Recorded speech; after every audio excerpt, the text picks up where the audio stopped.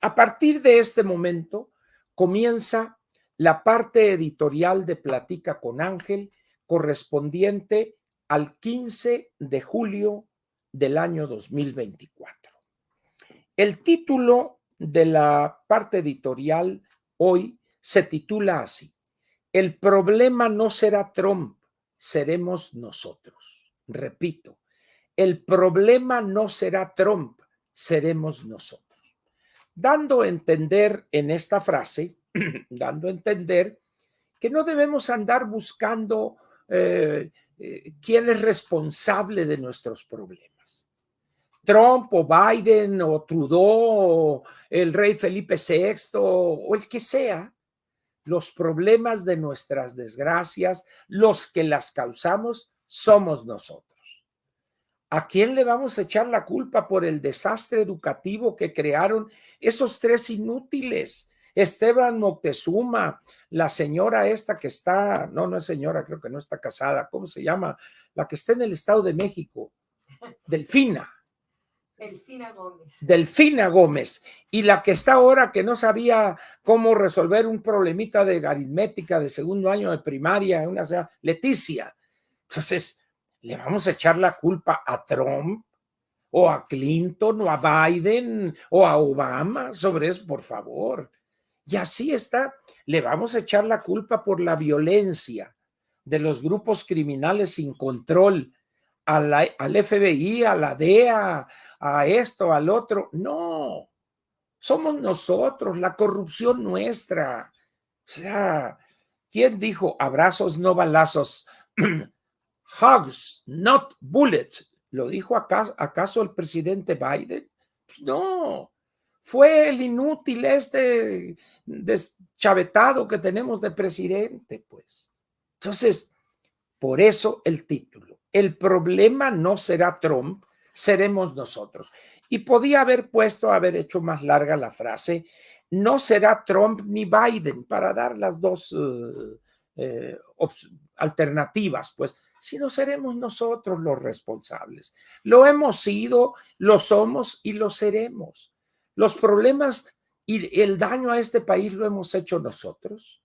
Y lo seguiremos haciendo el daño, causando el daño nosotros. Por eso quien tiene la obligación de enfrentar esos problemas, esa tragedia y resolverlos, somos nosotros los mexicanos. O sea, es evidente eso. Bueno, así se llama entonces la editorial. Y empezamos con los puntos que quiero tratar. Vamos a ver. Ya hablamos de las madres indígenas de 60 a 64. Tengele le hizo la anticientífica a las madres indígenas de 60 a 64 años, pero no tuvo la honradez intelectual de decirles por qué a las otras.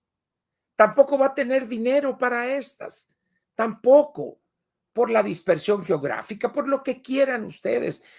Les van a dar una tarjeta del bienestar, les van a tomar la foto, van a llevar algún aparato para tomarle las huellas. ¿Y qué van a hacer con esa tarjeta? ¿A dónde van a bajar si no hay ahí sucursal del Banco del Bienestar? Oye, pero ahí hay un Bancomer, hay un Banamex o un Intercam o lo que sea. No, tiene que ser el Banco del Bienestar. Pues ese no hay en aquellas partes, pues. Pero no se atreve a decir que no habrá recursos. Por eso dice, por responsabilidad presupuestal. Como diría mi gran amigo Paco Sea, responsabilidad presupuestal, mis cataplines, diría Paco. Entonces, eso ya lo tratamos.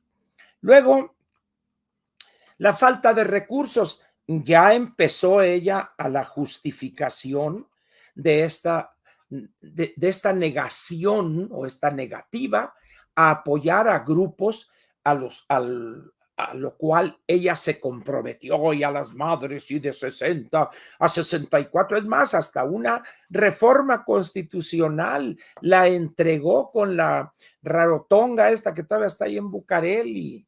Dice uno, ridículo completo, porque antes de enviar esa iniciativa habría que haber averiguado Oye, ¿habrá recursos? Pues fíjese, doctora, que pues no, la situación y la incertidumbre económica y la captación, y pues hay la mentira que le eché y la rasguño y esto, pero no va a haber recursos. Pues ahí, por ahí hubieras empezado, baboso, que le hubiera dicho la anticientífica. No me pegue, doctora, iba a decir el otro. En fin, entonces ya empezó a manifestarse la realidad. Esa mujer fea como Hermelinda Linda ya les dijo, aquí estoy, y le daba vuelta al caso ahí, y un murciélago volaba por ahí, y un tecolote, hacía, ¿no? Y esa es la primera negativa que acepta la anticientífica. Y espérense después. Muy bien. Vamos ahora a comentar otro punto antes de entrar al centro de la parte editorial. Les voy a leer a ustedes creo que tres. Vamos a ver. Sí. Este tema de la sobrerepresentación. Miren, lo primero que debo decirles o preguntarles es lo siguiente. ¿Sabe usted en qué consiste esa famosa reforma judicial? Lo más probable en la encuesta que hicieron es que el 60% de los que contestaron no tenían idea. En términos generales, podemos afirmar que la población no conoce en qué consiste esa reforma judicial. Primera cosa. Segunda, el 5 de febrero el presidente tuvo a bien enviar al Congreso un paquete de 20 iniciativas de reformas, 18 de ellas constitucionales y 2 de reformas legales. Muy bien. Pero la situación se le ha complicado a tal grado que, pues, entre presiones y discusiones y lo que ustedes gusten, solamente 5 son las que han ocupado la atención de los legisladores o de los morenistas, porque ya están ahí esas iniciativas en las comisiones respectivas. Es más, me atrevo a afirmar que los dictámenes incluso ya están elaborados, además, ¿verdad? Pero son 5 nada más, fundamentalmente relacionados con la reforma judicial. Muy bien. Tercer elemento.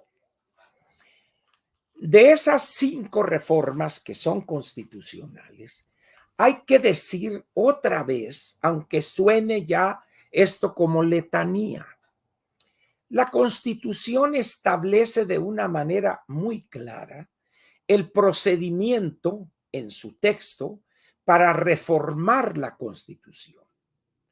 Y dice, lo esencial de ese procedimiento es que una vez que la sesión de la Cámara correspondiente, primero la de diputados y luego Senado o a la inversa, dependiendo del carácter de quien sea la Cámara de origen, una vez que haya quórum, se aprobará esa reforma constitucional en esa Cámara si la votan a favor las 2/3 partes de los presentes, no del total de los integrantes de esa Cámara.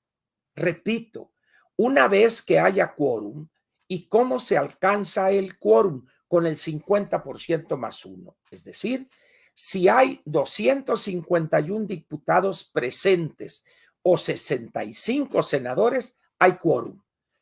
Si no llega uno más, basta y sobra con que 2/3 partes de los 251 o de los 65 apruebe esa reforma constitucional. Y con eso se aprueba. Y de ahí tiene que pasar, se envía a los congresos estatales y se requieren 17 votos favorables por mayoría absoluta de la legislatura, de los integrantes. Eso se llama las 2 cámaras del Congreso. Y las 31 legislaturas o congresos estatales más la Asamblea Legislativa, se constituye lo que se llama el constituyente permanente. Muy bien. Entonces,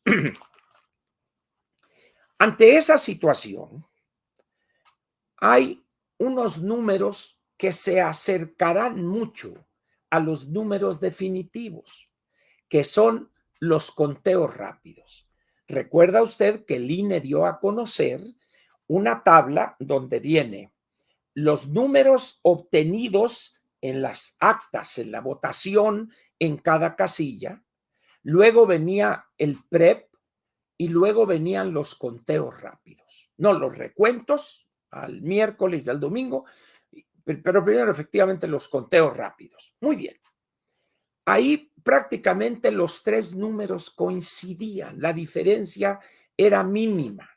Bueno, pero ahora resulta que empezaron y que las actas en ceros, pero nadie dijo nada el día de la votación, que es el momento en que deberían decir. Muy bien, bueno, llegamos al momento en que se dan a conocer esos números y tienen los partidos 30 días, creo, naturales o 15 días naturales para presentar sus impugnaciones ante la autoridad electoral, en este caso, la Sala Superior del Tribunal Electoral del Poder Judicial de la Federación. Esta entidad, que forma parte del Poder Judicial, que sería el Pleno de la Suprema Corte, pero en materia electoral. Por eso se llama la Sala Superior. Sus decisiones son acatables, mas no atacables. Dicho de otra manera, lo que decida la Sala Superior, te amolaste bonito. Ya no hay que te quería. No, ahí esa es, vamos a decir, la ley, pues, lo definitivo. Muy bien. Entonces, recibe esas impugnaciones y hay algunas que están tan mal hechas, tan pésimamente armadas, que las desecha el tribunal. Creo que ha desechado como 300 y pico porque no tenían las firmas. No voy a mencionar el partido que ha presentado más porque luego se van a enojar, pero les diré que creo que fue el PRI, ¿eh?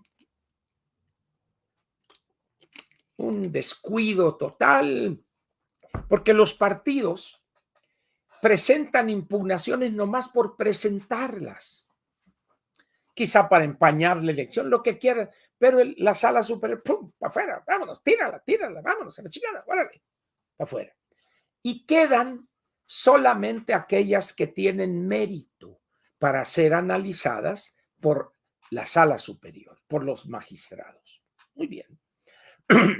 Tiene de plazo la Sala Superior del momento en que la recibe a casi el final de agosto. Creo que es la última semana de agosto, cuando ya revisando y resuelto todas las impugnaciones, le envía al Consejo General del INE y le dice, ya están resueltas todas las impugnaciones, pero en esta elección de diputado local o diputado federal en tal parte, se cancelaron tales casillas o que se repita la elección en tal parte, etcétera, etcétera. Y le dice, y los números definitivos son estos. ¡Pasca! Órale. Estamos hablando de elecciones federales. Diputados, senadores, diputados federales, senadores y presidente de la República, porque este tribunal es federal. En los estados hay tribunales, los OPLES, los organismos de ahí de cada entidad federativa. Muy bien. Y también aquí en la Ciudad de México. Muy bien. Una vez que el Consejo General recibe eso, entonces entramos a un problema interesante. Pero antes de eso, con los conteos rápidos, ya hay modelos muy elaborados, esto se ha estudiado durante muchas elecciones, muchos procesos electorales, y se hace un pronóstico de cuántos diputados federales alcanzaría cada partido y cuántos senadores también. Lo de senadores me voy a referir después porque en el caso de donde está el conflicto es en los diputados. Muy bien. Entonces, le dicen, estos son los números. Y ahí entra un problema que complica las cosas por la pésima manera de redactar de los legisladores. Muy bien. Hasta hace unos años, ese artículo 54 trataba, así lo establecía la Constitución, que las coaliciones o las alianzas electorales fueran consideradas como un solo partido. Pero luego hubo un cambio donde ya el sujeto de eso que se llama la sobrerepresentación, que el porcentaje máximo es el 8%, se refiere a partidos, no a coaliciones. Así está el texto del artículo 54, que tiene ahí unos párrafos ahí medios confusos, pero se refiere como sujeto a los partidos. Muy bien.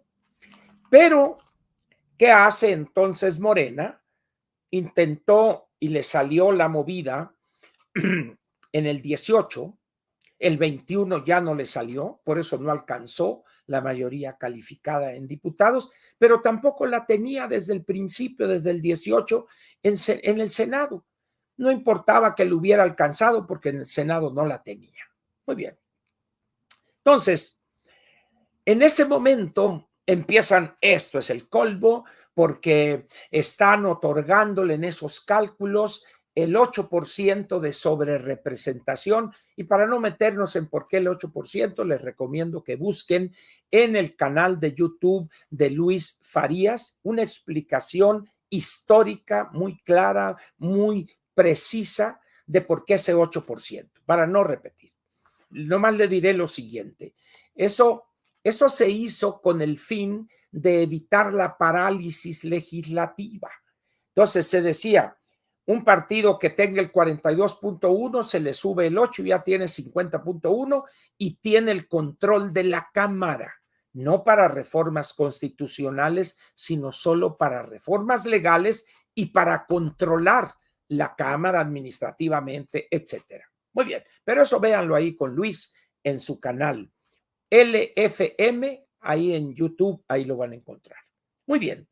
Entonces brincan la sobrerepresentación, uno habló de esto es un fraude a la Constitución y dice uno, ¿de dónde inventan esas expresiones, esos delitos? ¿Fraude a la Constitución? Abogados, especialistas, ¿fraude a qué madres? Pero bueno, pues esos son los expertos. Muy bien. Entonces, se hace toda una cosa, la sobrerepresentación y esto y por acá y bueno, cuando llegue el número definitivo de votos válidos en la elección a diputados federales, el Consejo General del INE dice, de acuerdo con estas votaciones y el criterio de que la sobrerepresentación es por partidos, entonces reparto, ojo, solamente 200 diputados que son los de representación proporcional. Los otros 300 son de mayoría relativa, ahí no se cambia. El problema está en que muchos partidos pues no tuvieron victorias. El PRI, por ejemplo, no tuvo una sola victoria en diputados federales de mayoría. Uno solo no ganó distrito, un distrito no lo ganó. Entonces, por eso es importante que no haya esa sobrerepresentación para el Verde, para el PT y para Morena, porque quedarían más diputados plurinominales y le tocaría algo más que los 33 o 34 que se han calculado, igual al PAN e igual al PRD, pero que ya no existe porque no obtuvo el umbral del 3%. Muy bien.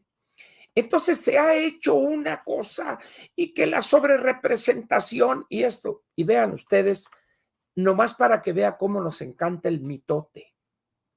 ¿Saben ustedes que todo deja ver que en el Senado Morena no va a alcanzar la mayoría calificada? Ya incluso en la mañanera ya declaró López, bueno, si se llegara a impedir la mayoría calificada por sinvergüenzada, por corrupción, es decir, así como la anticientífica dijo por responsabilidad presupuestal, o como dijo, responsabilidad, ¿cómo dijo? A ver, responsabilidad presupuestal, así lo dijo, pues acá por corrupción, por componendas, el hecho es que ya empiezan a aceptar como un hecho que no van a obtener la mayoría calificada en el Senado. Por lo tanto, al no tener 82 senadores, los tres partidos, el Verde, el PT y Morena, podrán obtener 500 diputados de los 500 en diputados y no pasa el plan C. No pasa, ni siquiera se van a discutir las reformas. ¿Por qué? Pues oye, pues no tienen los 86, bonito. O bueno, se llega a votar el dictamen. Como no tienen los 86, ahí mismo se tira a la basura. Vámonos. Entonces están haciendo un escandalazo en la sobrerepresentación cuando no van a alcanzar. Ahora, alguien me dice ahí, bueno, don Ángel, pero es que ellos pueden convencer o presionar a 2 o 3, 4 senadores que les faltan. ¿Es cierto? Bueno, pues si es así, entonces ya nos jodimos. Es decir, si tiene tanto poder, puede amenazar, puede amenazarlos con esto, con lo otro, con grabaciones, con videos o con sus cuentas, la WIF, etcétera, ¿verdad? Bueno, pues ahí no podemos hacer nada, porque no tiene que ver con los votos, pues. Entonces veremos a 1, 2 o 3 o 4 senadores de qué partidos, o de Movimiento Ciudadano, o del PRD, que va a tener 4 senadores, esa es la perspectiva, la posibilidad, y el PRI, que creo que va a tener 16, una cosa así, o el PAN, 20 y tantos. O sea, de esos 3 partidos, más Movimiento Ciudadano, podrían salir los 3 o 4 que le faltarían a Morena. ¿Cómo? Bueno, pues como Dante Delgado va a ser senador porque era el suplente de Luis Donaldo Colosio, del Junior, porque él fue primera minoría, entonces pues ahí está una posibilidad, pero tienen creo que 5 senadores, entonces pues algún otro. El PRD tiene 4 y como ya no hay partido, pues alguno de esos 4 dice, aquí estoy yo, de a cómo va a ser el asunto. Pues tanto, no, muy poquito, súbanle, súbanle. Pero eso nos deja para el PAN y para el PRI. Entonces, con uno que trance del PRI y uno que trance del PAN, pues ya se hizo la machaca. Juntaron los 4, ya tienen 86 y se chingó el país. ¿Por qué? Porque tendrían la mayoría calificada, que son 334 en Cámara de Diputados y son 86 acá. Pero si les faltaran 4, pues con uno de cada partido, uno de Movimiento Ciudadano, uno del PRD, uno del PAN y uno del PRI, ya la hicieron.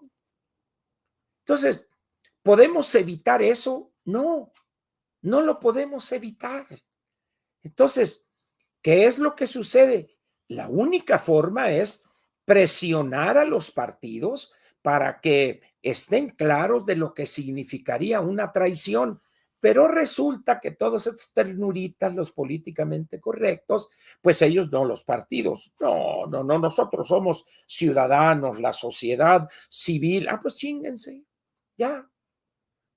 Era para que esa marea rosa, rosada, llagada, lo que sea, estuviera exigiéndoles a los 4 partidos, ni un senador a Morena, para asegurar que el plan C no lograría la mayoría calificada en las 2 cámaras, en las 2 cámaras. Entonces, y ahorita vamos a leer aquí unas opiniones para que vean ustedes las confusiones de grandes analistas. No voy a decir sus nombres porque luego me regañan, ¿verdad? Aquí producción, pero bueno, el que tenga idea, pues que lea muchos y ahí va a encontrar esto que voy a leer ahorita. Estamos pues aquí ante una irresponsabilidad leo textualmente. Dice un analista, dice, también dice la Constitución que ningún partido político puede tener una sobrerepresentación superior al 8%. Es cierto, en el artículo 54, que se refiere, ojo, exclusivamente a los diputados de representación proporcional. Pero cuando dice una sobrerepresentación superior al 8%, se queda vago eso. Pero léen el siguiente párrafo. Es decir, que ningún partido puede tener más del 8% de curules en el Congreso respecto de los votos que obtuvo en las urnas. Falso. La sobrerepresentación no es en el Congreso, es en la Cámara de Diputados. Congreso de la Unión son las dos cámaras. El Congreso de la Unión es uno de los tres pilares en que descansa el Estado mexicano. Los otros dos son el Poder Ejecutivo, encarnado en el jefe de gobierno y jefe de Estado, es el presidente de la República, y el otro es el Poder Judicial. Son los tres pilares del Estado mexicano. Pero el Congreso está dividido en dos cámaras. Los senadores, el Senado de la República, que representa a las entidades, y los diputados que representan a los ciudadanos, es decir, a la población en términos generales, pero es limitadamente a los ciudadanos. Entonces, cuando dice este analista, historiador de Polendas, que 8% de curules en el Congreso, no es cierto. Bueno, pero luego dice más. Puede resumirse comparando dos cifras: votos recibidos y asientos pretendidos en el Congreso. En primer lugar, cuando no se separan los votos de diputados y los votos de senadores, se cae en un error garrafal, porque son votos que tienen una característica diferente. En el Senado no hay ese mecanismo que existe para la Cámara de Diputados. Lo que hay es una cosa que se llama lista nacional y no es de sobre o subrepresentación. Es muy sencillo. 2 de mayoría relativa, la fórmula que ganó la elección. Y luego 1 en cada entidad, que es la minoría mayor, es decir, el que quedó en segundo lugar, el primero de la lista. Entonces ya tenemos 64 más 32, ya son 96. Y hay una lista de 32 donde se distribuyen de una manera muy clara. No hay ni sub ni sobre representación. No existe eso para los senadores. Si el porcentaje de los votos válidos para el Senado fueron 100 y el PAN obtuvo 23, el 23% de esos 32 son de lista nacional. Y como son el total de los votos es el 100%, serían otros 32. Entonces, llevábamos 96 más 32, son 128. Pero estos grandes analistas, historiadores y por acá, y la divina garza envuelta en huevo, juntan los votos del Senado y de los diputados, los juntan, hablan del Congreso, la sobrerepresentación del Congreso no es cierto. Esa es una estupidez que exhibe la ignorancia y el descuido del declarante. Y luego dicen: juntos los partidos reunidos en la coalición oficialista obtuvieron 32.535.000, esto es el 54% de los votos. Pero eso fue en la elección para presidente de la República, que no está en cuestionamiento, ahí no hay sobrerepresentación. Luego dice, porque no dice aquí que fueron, dice, puede compararse dos cifras: votos recibidos y asientos pretendidos en el Congreso. No existen votos para el Congreso. O son diputados o son votos para senadores.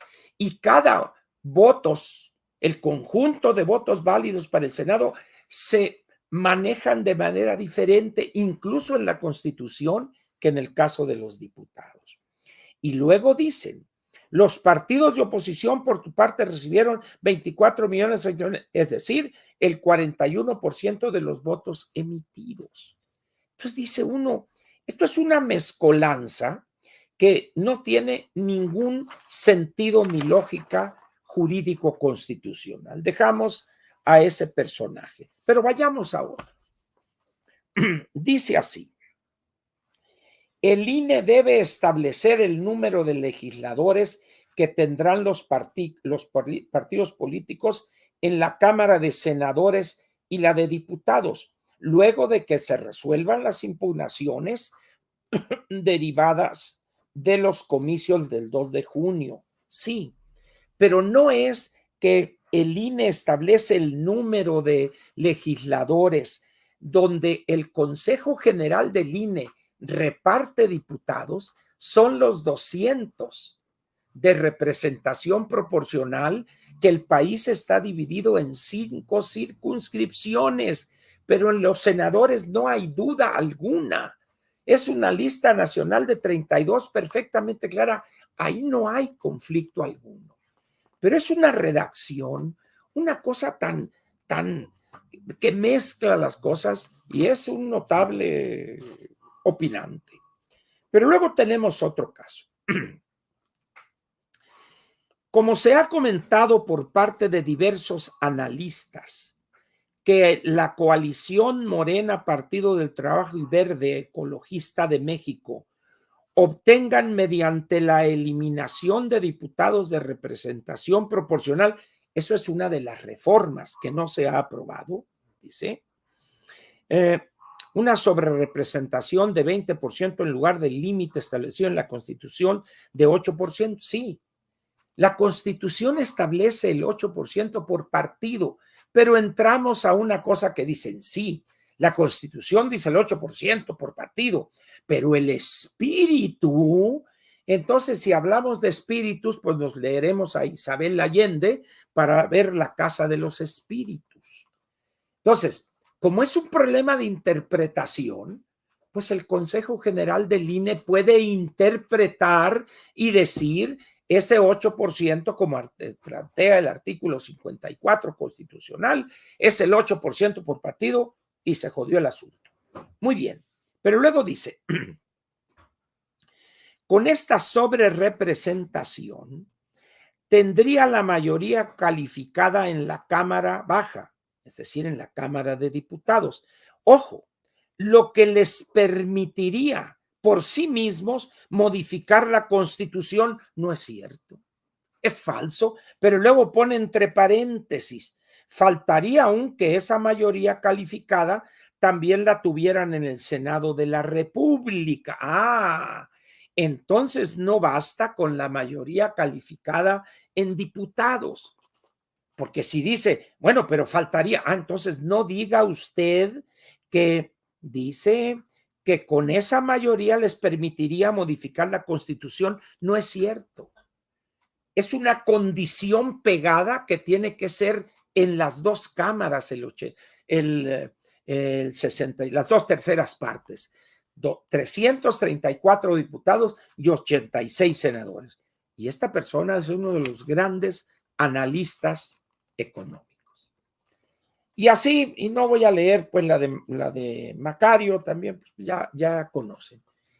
¿Qué es lo que sucede aquí con este tipo de opiniones? Primero, una renuencia a informarse de manera seria de lo que es el artículo 54, de lo que es la distribución de senadores de lista nacional y la distribución de los 200 diputados de los 500 por representación proporcional, de acuerdo a aplicar cinco veces el porcentaje, porque son 5 circunscripciones de 40 diputados de representación proporcional cada una. Entonces, en esas condiciones, ¿cuándo se han preocupado por explicarle a la gente de una manera sencilla, clara, y sobre todo correcta el mecanismo para asignar esos 200 diputados de representación proporcional. En este último caso ya se paró, bueno, en mayoría calificada en diputados y les bastaría por sí mismo reformar la Constitución. Falso, es una mentira eso. Bueno, salvo que obtengan también en la de senados, entonces ¿para qué redacta de esa manera? Entonces, estamos ante una serie de opiniones ligeras, por decirlo menos. Y eso induce a la confusión del pequeñísimo grupo de mexicanos que leemos estas cosas y nos interesa el problema. Ahora bien, vayamos ahora a otro tema que es importante. Una cosa rápida. Seguramente usted vio ese espectáculo grotesco, cavernario, de una final de una Copa, de Copa América, allá en Miami. Muy bien. El espectáculo, que fue aquello de salvajes, de cavernarios, fueron los aficionados colombianos. Las imágenes son de pena ajena, de vergüenza ajena ese espectáculo. Pero dice uno, ¿y por qué se comportaron de esa manera los colombianos? ¿Por qué? Ha habido muchas Copas América y nunca se había dado ese espectáculo. Bueno, y la pregunta brota imparable. ¿Por qué había tantos colombianos en el estadio? Primero, me van a decir, porque se metieron sin boleto, rompieron puertas y todo, ¿no? Aun cuando los policías después andaban checando, su boleto no tiene para afuera, vámonos, y empezaron a sacar gente. Pero bueno, pero el daño ya estaba hecho. Ahora, les pediría a aquellos que se sienten, pero ¿cómo dice usted eso de Colombia? Muy bien. Aquí tienen un artículo que aparece hoy en el New York, anteayer, perdón, el sábado 13. Aquí está el artículo, un artículo largo, muy interesante. Colombia enfrenta un nuevo problema, demasiada cocaína. Resulta que los niveles de producción de cocaína hoy y de pasta de coca en Colombia supera con mucho lo que soñó Pablo Escobar cosechar y producir. Aquello es una chulada. Tienen ahí toneladas de cocaína que no se puede vender por los canales normales. Entonces están buscando venderla en Europa, en Asia, a otros países de Sudamérica, etcétera, etcétera. Entonces dice también que estos grupos que se quedaron sin materia se han dedicado exitosamente a otros negocios ilícitos, trata de migrantes, etcétera, etcétera.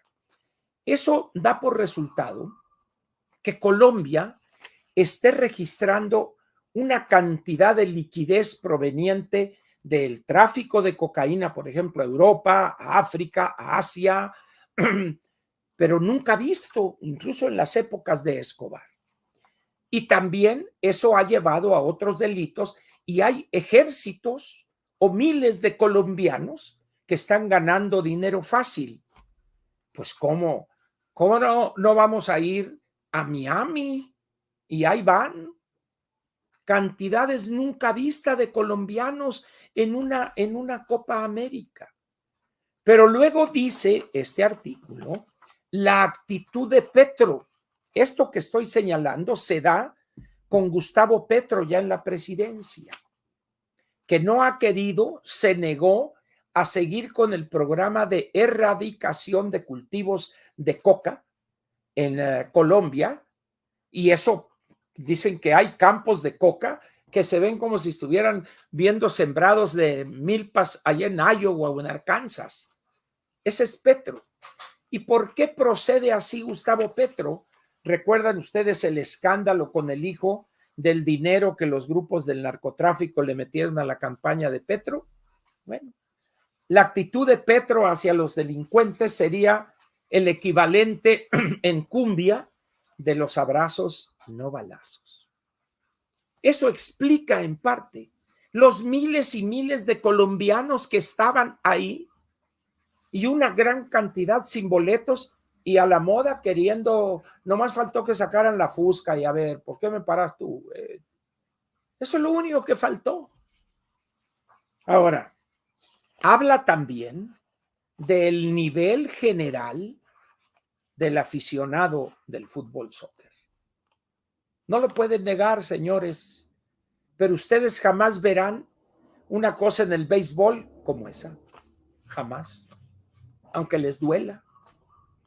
Es decir, era una cosa increíble ver a parejas con hijos, con niños. Ahí dices, oye, ¿cómo es posible eso? Bueno, ese es el nivel del aficionado al fútbol. ¿Ha visto usted los pleitos en las tribunas? Bueno, hubo unos partidos donde se agarraron unos y otros contra los de estos de acá, etcétera. Ese es el ambiente del fútbol soccer. Los problemas que hay en México con lo que llaman barras o no sé qué cosa, las porras y eso. Bueno, en Tijuana creo que mataron a uno y no, es decir, ese es el nivel. ¿Qué va a pasar? Pues no lo sé. ¿Tendrá esto efectos en el Campeonato Mundial de Fútbol que se va a celebrar algunos partidos en Estados Unidos? No lo sé. Pero los juicios que se han emitido y también sobre los organizadores, esta Conmebol o Comebol o no sé qué, cómo se llama, pues son totalmente negativos, ¿eh? Porque además es algo que no se ha visto en Estados Unidos. Y eran argentinos, un grupo minoritario, frente a las hordas de salvajes colombianos. Muy bien. Vayamos ahora a dos cosas. El atentado contra el candidato Trump en los Estados Unidos.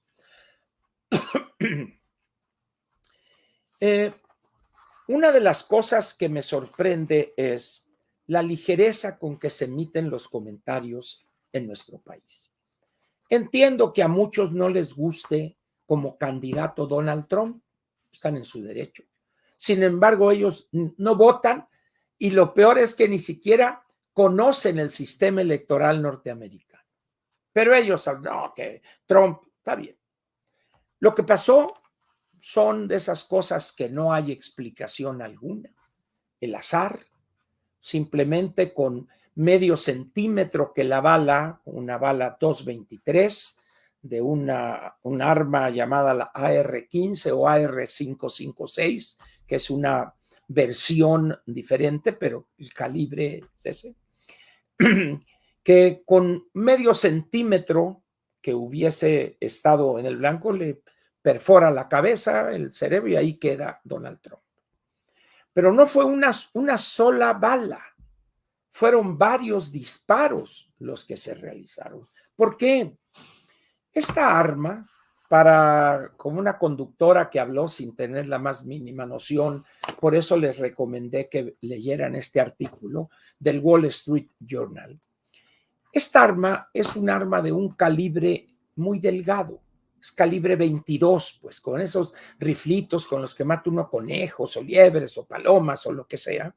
Es un calibre muy chico, pero el casquillo tiene más pólvora que un tirito de bala 22, que normalmente se utiliza para cosas de cacería pequeña, etcétera. Y es una bala muy efectiva por la forma del proyectil en un rango de 400 a 450 metros. Es una bala, un proyectil disparado, o sea, es muy veloz el proyectil que sale, pues porque es muy delgado y picudo, entonces corta el aire, es muy aerodinámica, la ojiva se llama. Muy bien. Por fortuna, no pasó a mayores. En el momento en que él voltea a ver, fíjese lo que es el destino, volteó a ver un espectacular que estaba ahí con los números de los migrantes. Estaba hablando aquí a la multitud y hace esto Y entonces por eso la bala no le da aquí, sino que pasa y le da aquí por este lado. Medio centímetro se hubiera alojado en el cerebro y hasta ahí se terminó el corrido. Muy bien. Por fortuna quedó vivo, muy bien, fue una cosa menor. Hubo llamados a la no violencia, a respetar, etcétera. Y aquí viene algo que vale la pena comentar. El ambiente de violencia en la parte electoral en los Estados Unidos la ha generado prácticamente de manera exclusiva Donald Trump. Y lo ha hecho desde que era presidente de ese país. El 6 de enero del 2021 es un recuerdo y además hay procesos de orden casi penal o penal, de tal manera que ese nivel de violencia ahí se expresó. Las causas de este muchacho, pues ya está muerto, no se sabrá, están analizando su teléfono, lo que quieran ustedes. Pero lo que importa es el ambiente de rijosidad, de polarización política en la sociedad norteamericana, responsabilidad casi única de Trump y sus seguidores más ignorantes, más violentos, más cavernarios, como esos colombianos de los que hablaba hace unos minutos. Segundo, dice Trump, no, hay que bajarle al asunto y el respeto. Nadie le cree hoy en Estados Unidos. ¿Por qué? Porque la naturaleza de Trump es esa, dividir, polarizar, con tal de obtener votos de lo que llamó la señora Clinton, y eso le hizo perder votos, los deplorables. Los deplorables, si tomamos la traducción de esa palabra en inglés, es un poco como los ignorantes, pues deplorables. Entonces, eso le generó una serie de críticas por esa palabra. Pero debe aclararse también que la señora Clinton obtuvo más votos directos que Donald Trump, pero por el sistema de votación indirecta, que son los votos electorales, ganó Donald Trump. Ahora, ¿por qué señalo esto del ambiente de polarización generado por Trump y sus seguidores?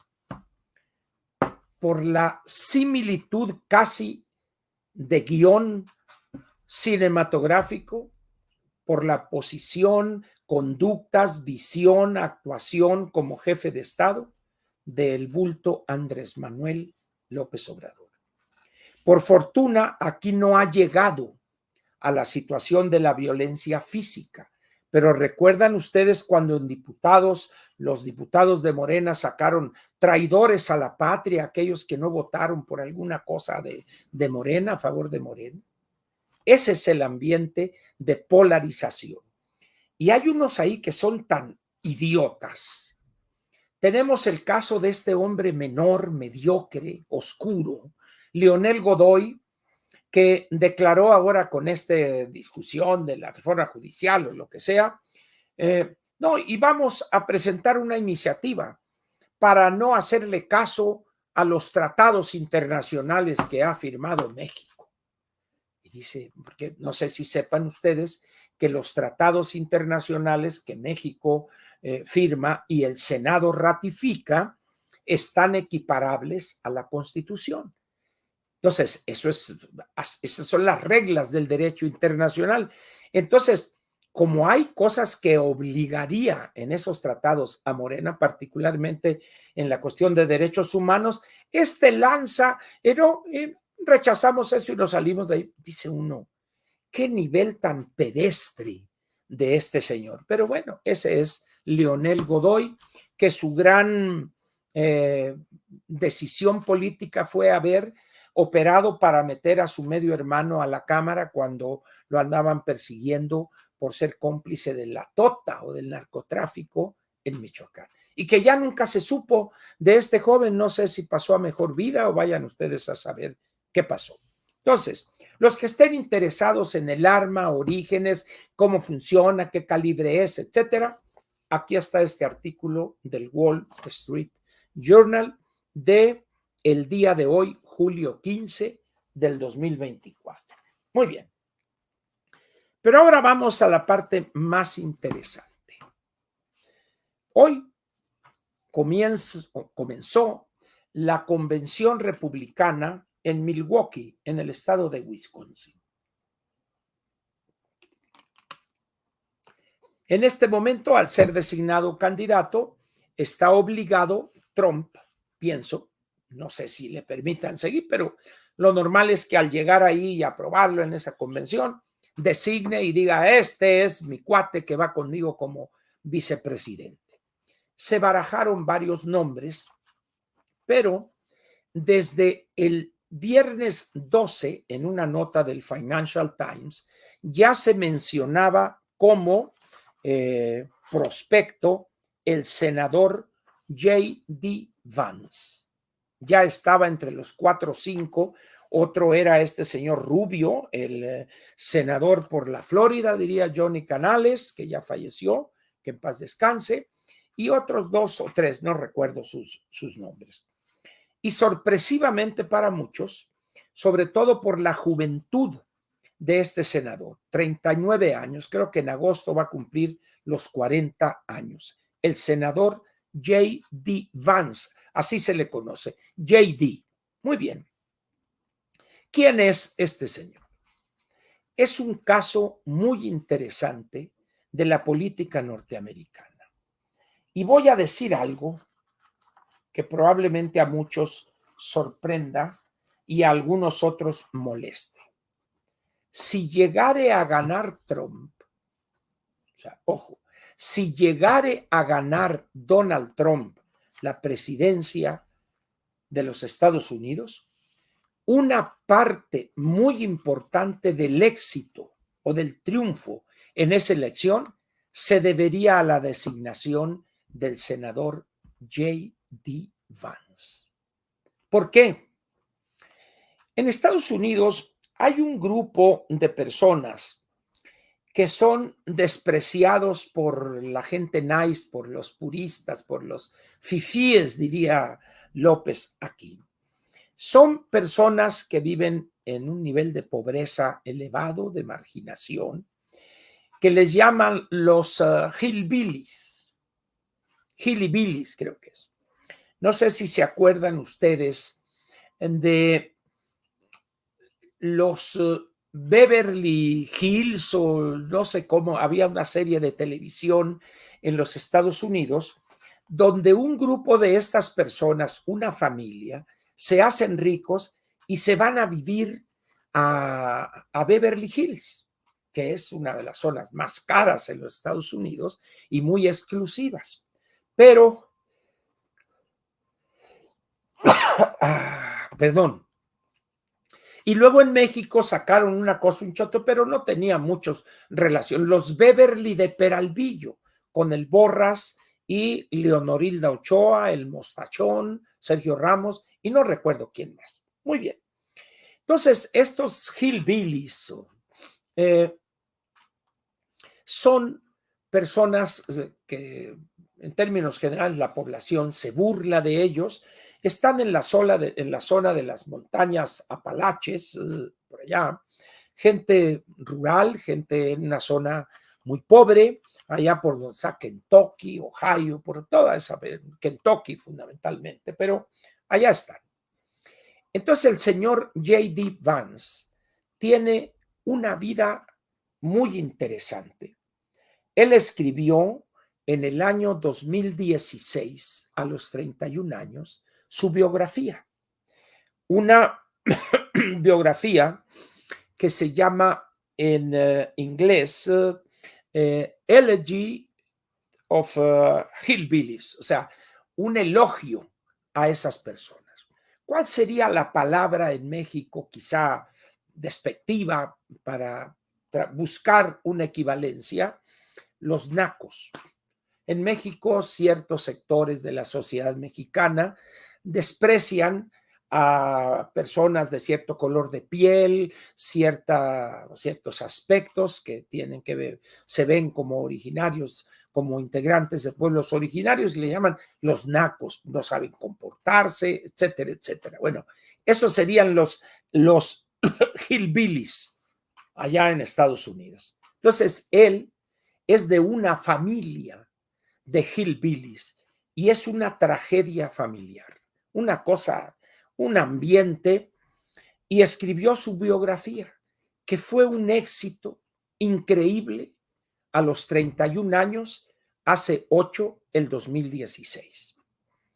El libro, aquí está, se los recomiendo, Hillbilly, una elegía rural. Esto está en Amazon, en la edición, pero no sé si hay edición física. O sea, yo la compré en la edición electrónica, pero si ustedes están interesados, se llama Hillbilly, una elegía rural. Y luego tiene un subtítulo, Memorias de una familia y una cultura en crisis. Bueno, este libro lo hicieron película. Hay una película muy reciente en Netflix con esa gran actriz Glenn Close, que hace un papel increíble en la película como la abuela en esa familia. Es una película muy bien hecha y es una parte de la vida de este hombre, porque pues, es muy joven, hasta el 2016.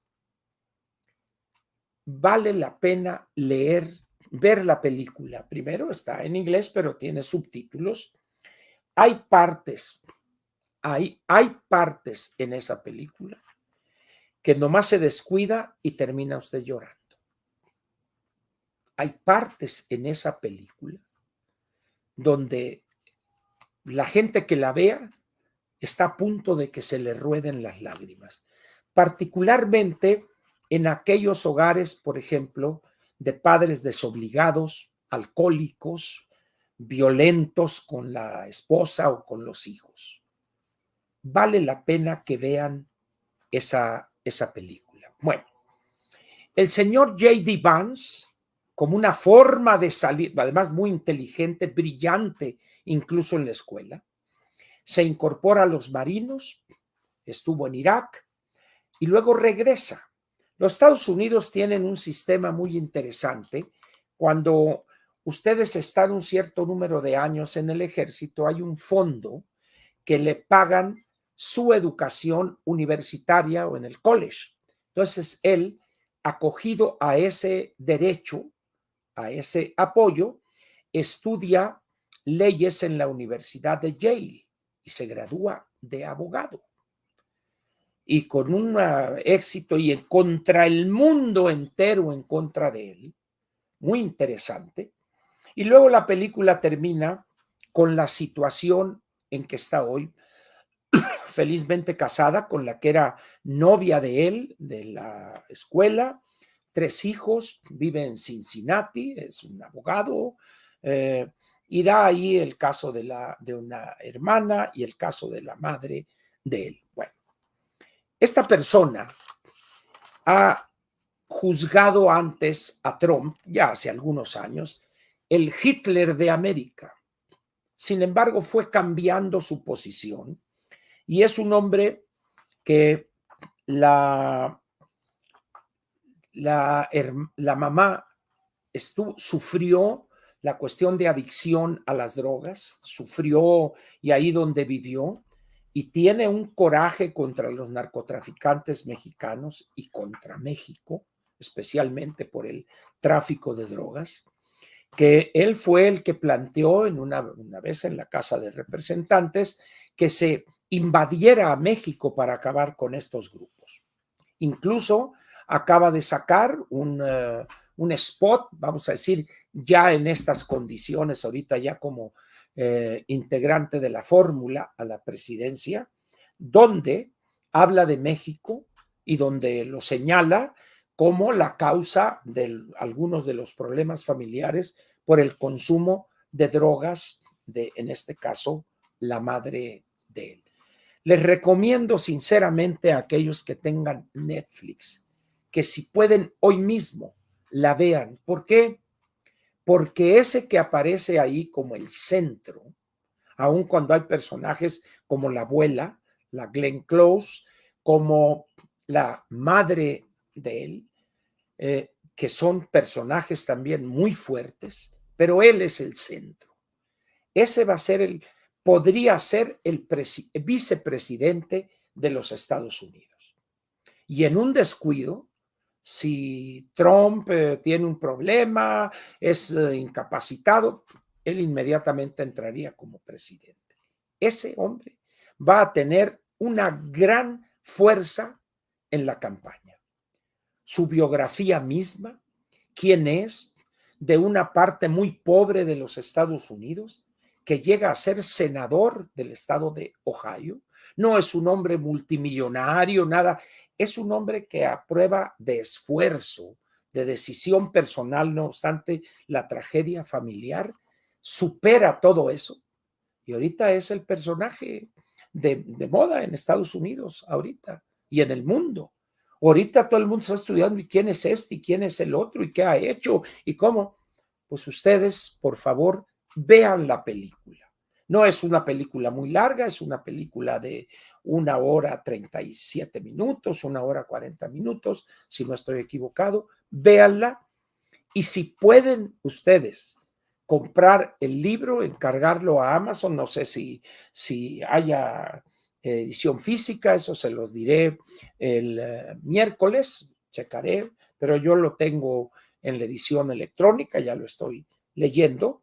Vale la pena que lean la biografía del que podría ser el próximo vicepresidente de los Estados Unidos.